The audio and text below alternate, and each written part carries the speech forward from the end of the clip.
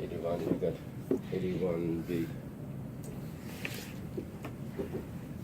We learned a statement from Rav Huna that if someone says, Harei Eily, lach me taida, he accepts on himself the breads. Rav Huna said he has to bring the taida as well.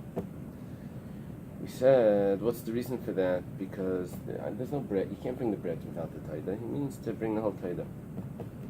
Why did he just say the lachmi taida? Rav Huna says seif milsa nakat. He just took the end of it, but he means to say the whole thing. Okay, we asked questions from that on our Mishnah because in our Mishnah it seemed to say that you could separate them. One could be meiser, one could be. We answered those questions. Okay, we're going to start with Tashma. Come and listen. Come in here, which is about 20 lines down. Maybe a little more. It's close to half the page. Ha'imer harei Eily toida b'lo lechem.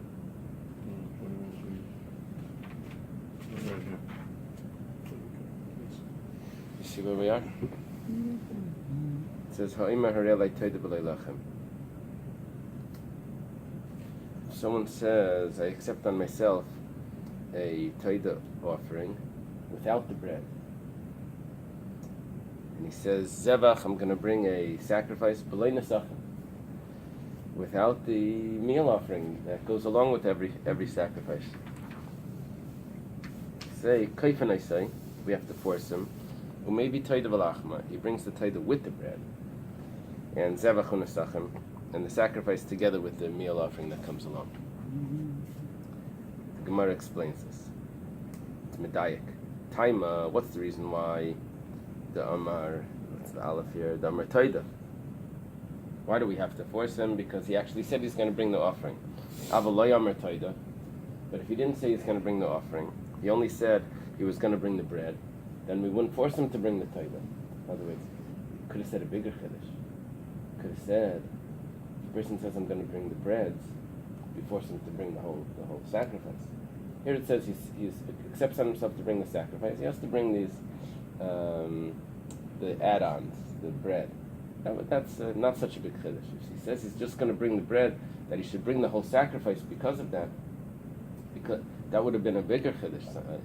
And if that's true, then it should have said it. The fact that it didn't say it means that it's not true. Kumar says, but if he doesn't say the sacrifice, he only says the breads, he doesn't have to bring the taida. Now that's a direct question on Rav Huna, because Rav Huna says if someone accepts on himself the breads, what he means is that he's going to bring the full sacrifice. If that's the case, so why didn't it say such a big chiddush over here? By itself doesn't You never bring the breads on its own. So what does it mean? We could say, oh well, he said it was nothing. That's one option.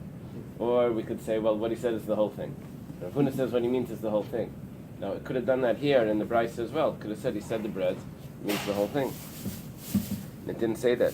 The Gemara answers. Hu adin. That means it really would have applied, the same rule would have applied. Afagav d'layam, thank you. Afagav d'layam taida. Even if he doesn't say taida, he only says the breads. So why does it say the lesser chiddush? Let me explain how this works. Let's say I'm going on a big trip. I'm going to Israel. So I have to stop over in New York. Say, guys, I'm going to New York. Direct flight now. Guys, I'm going to New York. So what do you mean you're going to? You're not going to New York. You're going to Israel. The fact that I didn't say Israel, I just said New York, is like saying something. Like why is that your emphasis? It must be that you're stopping there and you're not going further or something. So here we have a lesser chiddush. We have if someone says the taida, someone says the taida, and that should bring along the breads. So that's not as big as the chiddush. That's like saying he's going to New York. Could have said that he's going that if he says the breads, he brings the taida. If he says he accepts on himself to bring the breads, that he has to bring the whole animal, that's a bigger chiddush. He should have said that. The reason why it doesn't say it is because of the other case. Because it couldn't have flipped it in the second case. So we have two cases that we want them to be symmetrical. So the first case is a taida without the bread. The second case is a sacrifice without the meal offering that comes along with it. And because in the second case, the sacrifice without the meal offering that comes along with it, you can flip it, and a person can say that I can bring the meal offering without the sacrifice, and that would be valid. So that's why we didn't go to the other case and flip it as well. So I did the Kabbalah Misneh, say the Kabbalah Misneh, because it needs to teach. It wanted to teach. In the second case, the Zevach B'lei Nesachim, if someone brings this, says on him that he's going to bring a sacrifice, but he's not going to bring the meal offering together with it.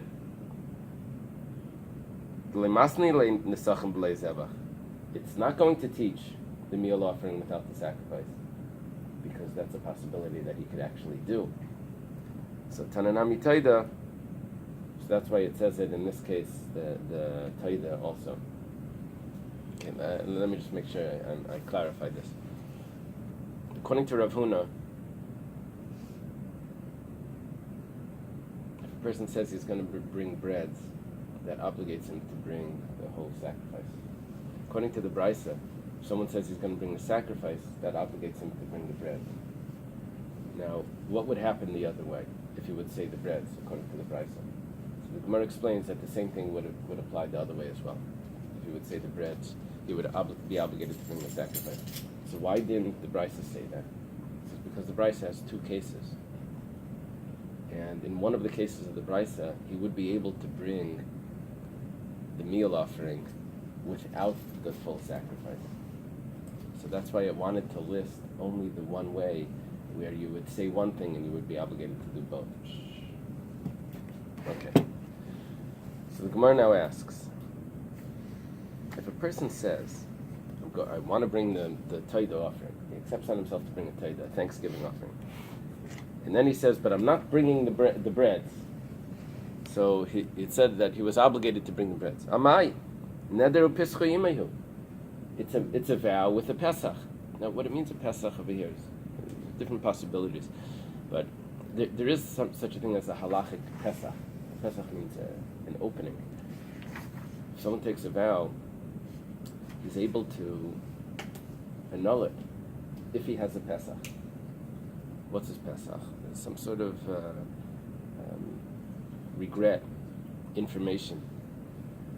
Had I known at the time that I took the vow what the vow would have meant, then I never would have taken this vow.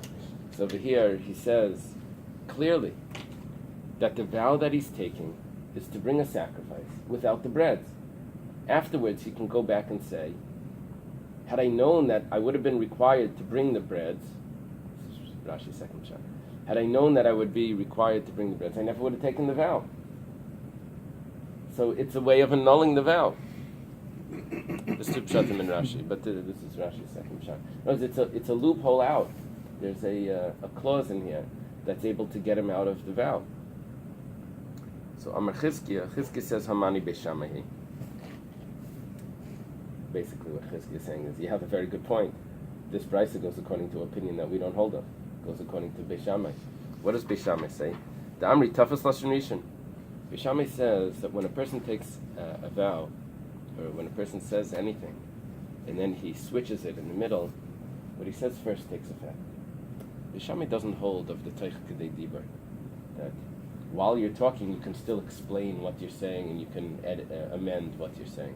Beis Shammai doesn't hold of that. Beis Shammai says that as the words are coming out, they're taking effect immediately, and you don't have that leeway. So the Tanan, as it says in a Mishnah, Harini Nazir min agrogris min advela, accepts on himself to be a Nazir from the grogris. The grogris is a fig, right? And min advela is the dried figs that are pressed together. I keep getting mixed up if a grogris is a fig or a date. What does it say over there? Fig. Good. Okay. So it's interesting. A Nazir is allowed to eat figs, but he says, I'm a Nazir from figs and other types of figs. So, according to Beis Shammai Amrim Nazir. What were his first words? He's a Nazir. He's a Nazir. Bais Hillel says, ain't a Nazir. No. He clarified what he meant. That's not a Nazir. So what do we see? That if someone says that he's accepting on himself a taida without the breads, according to Beis Shammai, he accepted on himself the full taida with the breads. But he said afterwards doesn't count. Rabbi Yochanan says, afilu tema Beis Hillel. It could really even be according to Beis Hillel. No, it could be according to Beis Hillel. But he's going to need to clarify what he means. So how does this work? Because according to Beis Hillel, he corrected what he said by saying, I'm taking a vow of I'm accepting on myself a taida without the breads, and he has to bring the breads. So how does that fit with Beis Hillel? Rabbi Yochanan explains, Ilu ayisi yedea she'ein neidrim kach, lo yisi neider kach ela kach. If I would have known, he then clarifies. If I would have known that I wouldn't have been able to take the vow without the breads, then I would have taken it with the breads. Then I would have taken the vow with the breads. So he explained it. So he explained it's not even a teretz. It spells out the whole thing. He says that I would have taken the vow anyway. Okay. Not following This last piece. Exactly what you're not following is the exact difficulty of this teretz. What you want is, we're saying that that according to Beis Hillel, if someone takes a vow and then amends it, so you look at how it was amended. That's what you do.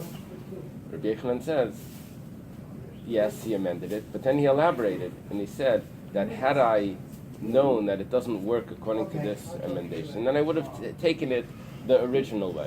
And so we say he's obligated to bring it the original way. So it becomes like no chiddush. But why would he say that the Pesach is that I would have brought it the original way? The Pesach would be I wouldn't have brought it at all. Yeah, that's what he's doing. Rabbi Yochanan, in order to fit. So how could you be koifing it? Oh, 1 second. That's the Gemara in a second. That's exactly the Gemara's question. The next one? Yeah. Oh, okay. Okay, so that's we'll look at that. So, in other words, what he's doing is he's saying we have a problem fitting the Bais with Beis Hillel because according to Beis Hillel, he has a way out. So Rabbi Yochanan saying, well, he closed that way out. He said that he never would have. He wasn't accepting the way out. He was saying that he would have done it anyway had he known. So the Gemara says, "My They cousin." don't use tonight koifim and ma'aser. I think that's by monetary things that you need the Tanaim like that. And they have all these things with Tanaim. Like Hein Kaidim Lav, those. Okay. So the Gemara asks a question. Baruch Shekivanta. My koifin. Why do they force him? Why do they force him? He says that I'm going to do it. So the Gemara says the Kabbai Hadabai. Because after he said he's going to do it, then he says I want out. So then they force him. The Gemara, it's like so no chiddush in it that it's like why do we need to say this? Okay. Do we really understand what Rabbi Yochanan is saying here? It sounds like it's a doichik to make a brisa fit with Beis Hillel. That's what it is. It's stretching it to fit with Beis Hillel. Okay, Tashima. Come and listen. Again, all of this is discussing a statement of Rav Huna that if someone accepts on himself to bring the breads of a taida, that means he's accepting on himself to bring the whole taida. If someone accepts on himself to bring the actual taida, and he says without the bread, and he says that he's going to bring a sacrifice, but he's not going to bring what's obligated to come along with it, which is the flour, oil, and wine. And they said to him, Havi taida v'lachma, zevach and they told him what the halach is. You have to bring the taida with the breads, you have to bring the sacrifice with the nesachim. And he responds, I never would have taken such a vow. Koifin, I say. They force him. this is a huge problem. Va'imrim lai, shemar v'shamata, guard and keep. The Gemara says, Bishlam l'chizkiya nichalei. According to Chizkiya, that says that this brisa, which sounds very similar to the brisa before, is Beis Shammai. Beis Shammai says that you accept the first statement that a person says and you don't let him retract, even Teichidei Divar. So, he already took the vow. It makes sense. It's Beis Shammai's opinion. Rabbi Yochanan Kasha, but Rabbi Yochanan that tried to put the brisa with Beis Hillel. And how did he explain it? According to Beis Hillel, he says that the person says, even though I didn't realize that this was that I had needed to take the vow like that, had I known, I would have taken it the correct way, and I would have accepted it anyway. Here, clearly not.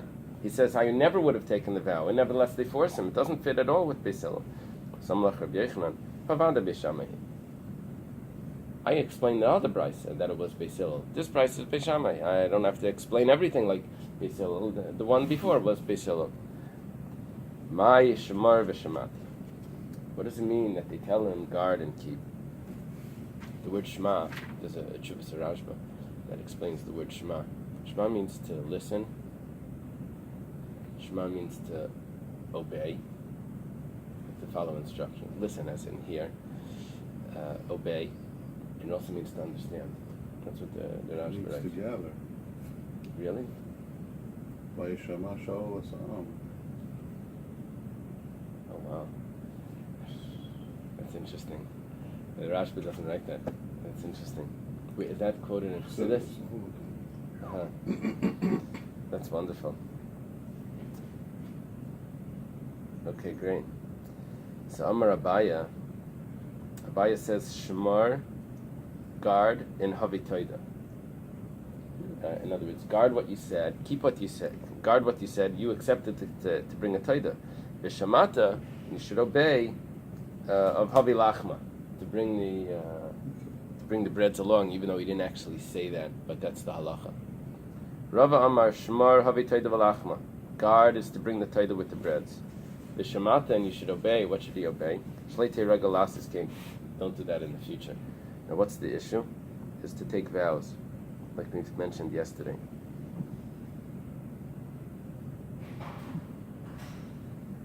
Rashi says to take vows, take a vow of the toida without bread.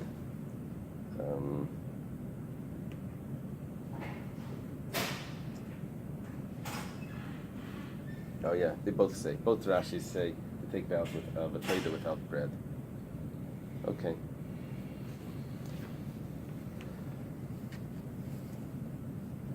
It's funny because it doesn't. It sounds like there's like some sort of prohibition in that. It doesn't really. There's no prohibition. It just takes effect on. You have to bring the bread as well. Do they have a comment over there? What it means? They don't mention anything. Why is that considered shemata to take a vow of to bring the taida without saying the bread? He'll bring the bread. That's the halacha. This is intrinsic part of the vow. Oh. Inza kedin Torah. They send me to a Meshech Chachma.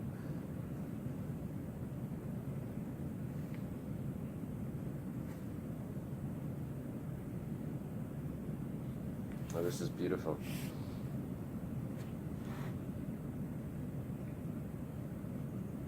Here, they quote the Sfas Emes that says the Machlekes Abaye and Rava is if when someone accepts on himself the taida, he doesn't say bread, is the bread automatically part of the vow?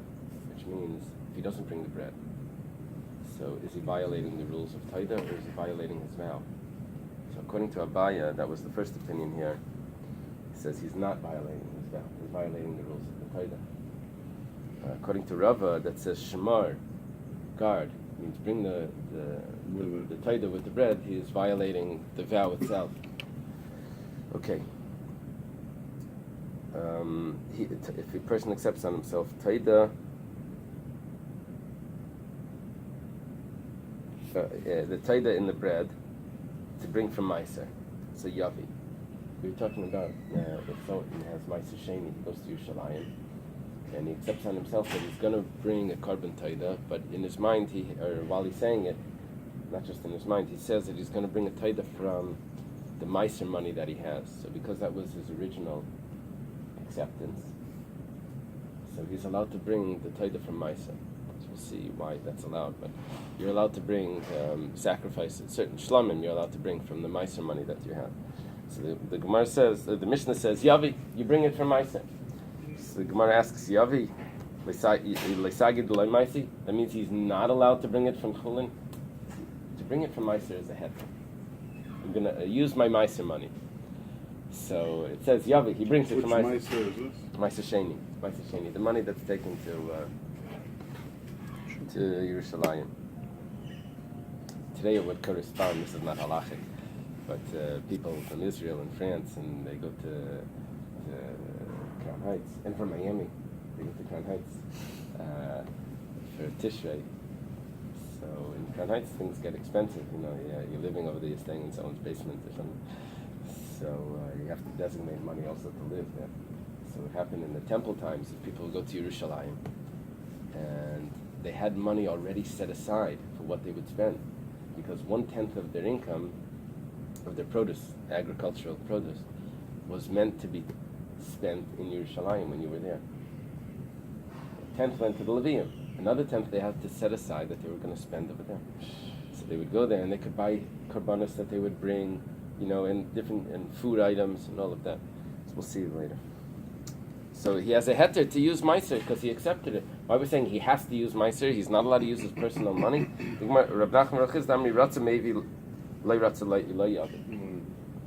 It's up to him. It doesn't mean that he has to. And what it means is that he's allowed to.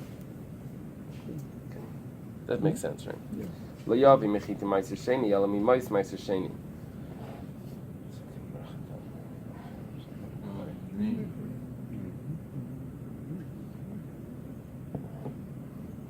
The Mishnah says, based on, you actually have two options how to do this. If a person doesn't have a lot of grain, he's going to go to Yerushalayim. Or if he has a good carriage, a station wagon, a van, whatever, he can bring all his grain with him. But he has this other option of Vitzarta Bakesef. You redeem it and you bring just the money. How would you redeem it? You would say that all this Meiser Sheni, the holiness of this Meiser Sheni should go on this bag of money, of coins, and you take the coins in your hand and you go over there and you buy things over there. And who eats this food that you left? The rest of the family that stays home or whatever. It's fine. It becomes chulin, regular thing. So when he goes to Yerushalayim and he wants to buy a korban toida, so he has these two options. He has grain and he has money. So the Mishnah said that the grain you cannot use to purchase a taida. You can't barter grain for a taida. But what you can do is, if you have money, that you can switch and that you can use for a taida. Rav Nachman and Rav Chisda, Damri Tarvayu, Loishon, Rav Nachman and Rav Chisda both say, this was only taught ala mechita meiser sheni. Let's say when he got to Yerushalayim, he had money. He takes the money and he buys grain. What am I going to do with all this grain? It's too much carbs. I want some meat also. So he takes the grain and he barters the grain that he already. This grain went from grain to money to grain. Now he takes it and he exchanges it for an animal. Rav Nachman and Rav Chisda say no problem. Yosef Rav Yirmiyah Kamid Rav Zera. Rav Yirmiyah was sitting in front of Rav Zera. Were they contemporaries or a Rav Talmud? Yirmiyah was a Talmud of Rav Zera. The Gemara tells us in Nida that Rav Zera was very serious, and he never liked to laugh because of the Yirmiyah had the korban. questions from Mars. And the Gemara in Nida says that Rav Yirmiyah, good morning, that the Gemara is discussing in Hamapalas, if a woman miscarries and gives birth to some deformed creature, she's to wait for 7 days or 14 days, the whole thing. So the Gemara says, Rav Yirmiyah asks Rav Zera, let's say someone is Makadosh, one of these creatures, gives Kedushin to one of them. That's ridiculous. It can't live. We're not talking about things that could live. We're talking about that gave birth, it was whatever, it's just Hilchas Tumah. We're not talking about, so the Gemara says, yeah, you're right, it can't live, it wasn't But you see how much the Gemara again explains. You see how hard Rabbi Yomi tried to make Rabbi Zera laugh. All the questions are really That's what I think about. That's what I think about. I don't know, but so they had this nice relationship. So Rabbi Yomi is in front of Rabbi Zera, and the Yosef Kamar, I think it means Rabbi Zera is sitting, and Rabbi Zera said, "Lo yishanu ala mechiti meiser sheni." When did we learn that you're allowed to use? When did we learn? So yeah, it has to be observed. So yeah. When did we learn that you're not allowed to use the grains to buy a carbon taida? That's only the original grains. But if you already exchanged it for money and then you exchanged it back for grain, then you're allowed to bring a carbon taida from this money. Amalei Rabbi. Rabbi Yirmiyah says, my teacher, Rabbi Zera, my teacher, Ata Omer Kain. That's what you say. However, I say that you shouldn't even bring from the exchange. Does that make sense that a Talmud tells? Why That's not? why there's some people who say that it was Zera who says it. Oh, really? Yeah. And Rabbi Zera tells Rabbi Yirmiyah, Rabbi? Here, that's the question. Why Here would he you call says him Rabbi Rabbi? Zera. Yeah, you could call Why him would he Rabbi. call his student Rabbi? Right.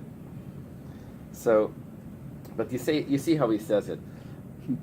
Ve'ema ta'imadidi, ve'ema ta'imadidah. I'll tell you your reason. I'll tell you my reason. I'll tell you your reason. But Here's your for reason him to first. say Ani Oimer, I feel you say like this and I say like that. That's also a could be very. in a humble way. It could be in a humble way. But Right. sometimes it says Zusha says like, he talks in a third person because he's humble. Not in front of the stage. I mentioned before there was a Lubavitcher Chassid from Fradkin. There's a big Rav, the Rav of Lublin.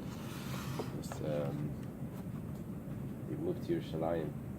They called him the Lublin Rav. It was the Teres Chesed. It was the Sefer. He never quoted the Tzemach Tzedek. It's a Chassid of the Tzemach. He never quotes in any of the Sfarim Tzemach Tzedek. He says because he has to pass in the way that his mind tells him. You can't just follow the Rebbe when it comes to halacha. So if he learns it different, that's the way he has to. So he never wants to argue with the Rebbe, so he doesn't quote the If he quotes him, he's going to have to say his opinion, and you can't just. It doesn't work like that. In the universities, I'm sure lahavdil, it doesn't work like that either. Just because you have some great professor, it doesn't mean anything. Even a young student says, okay. He says his reason first. This is nice. He says his teacher's reason first. How do you know that you're allowed to bring a carbon toida from Meiser Shein? Mishlamim. Where do I learn it from? I learn it from a shlamim. And by shlamim, this is one of the first gemaras we learned. Is Vachim Daf Nun. All right. In the first month that we learned a Gzeir Shava. By shlamim, it says V'achalta Sham, you will eat it over there. And by the Meiser Sheni it says V'achalta Sham, you will eat it there. Sham Sham Meiser. We learned the word Sham as a Gzeir Shava. Uminei. So I know that by Shlamim I'm allowed to use Meiser Sheni because it uses the word Sham by Meiser Sheni. It uses the word Sham by Shlamim. So even though there are parts of it that I'm not eating, Meiser Sheni I'm supposed to eat. There's parts of it that go on the altar. There's parts that go to the kohen, which I guess that would be fine anyway. But I'm allowed to do that. Now I learn from Shlamim. Uminei ma Shlamim ein gufan Meiser. Just like the Shlamim is itself not Meiser because it doesn't grow from the ground. It's an animal. It's not the actual grain. So af toida nami ein gufan Meiser. So we know also that the toida cannot be that I can't use the grain itself to buy the taida. In other words, what he's learning here is that even though I can use money to buy a shlamim, but I can't use the grain to buy the shlamim because in gufa and meiser, just like the shlamim that I buy comes from the money. Has to be removed. Has to be removed, one step removed. so too, the Taida has to be one step removed. So we dedicated the learning for Rosh Hashanah for the Rachel Vaschayim. Yeah, unfortunately. She's Mizoki. having a brain tumor surgery.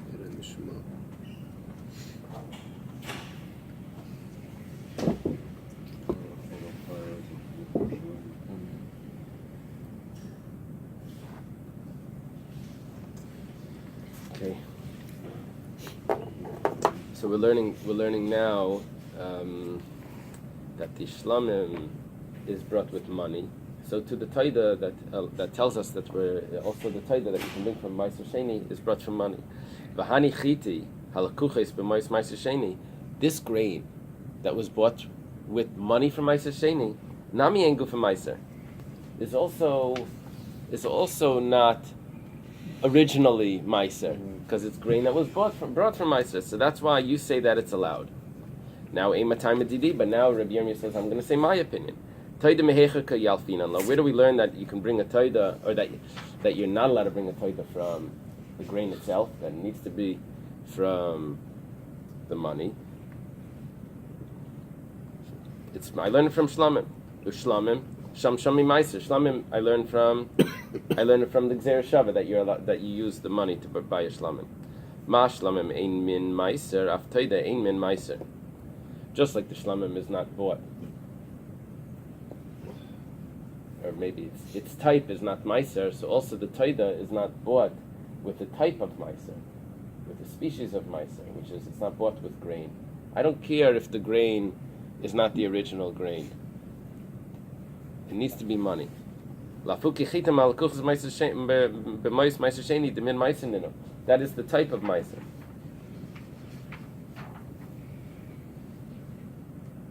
Okay.